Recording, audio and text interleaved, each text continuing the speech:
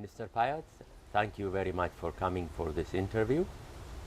As you know, this meeting devoted a great deal of discussion on the role of partnership for the sustainable development of SIDS.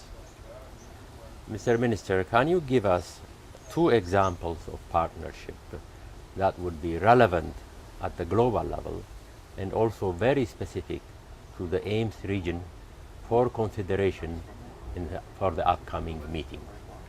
I think what we've been able to show is that partnerships can work at the global level and at the local level. And to illustrate this, I want to start with the Global Island Partnership, which is an initiative, of course, by the President of Seychelles, which has led to actually countries in the Pacific region, in the Caribbean region, to make commitments for biodiversity conservation, which of course underpins food security. As you know, the more we protect and manage our fisheries much better, we can reduce threats of overfishing, we can sustain livelihoods for the local people, and as a result continue to provide food that those countries need.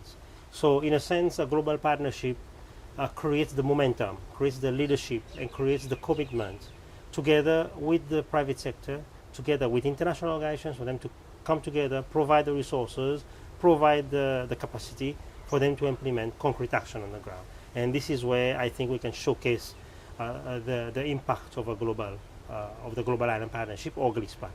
At the local level, or at the regional level, or the AIMS level, what we've come up with is what we call the Western Indian Ocean Coastal Challenge. Now, the Coastal Challenge is again commitment based, but it is based on the fact that our countries are facing climate change. And climate change affects all the various facets of our economy, ranging from tourism, fisheries, and also agriculture.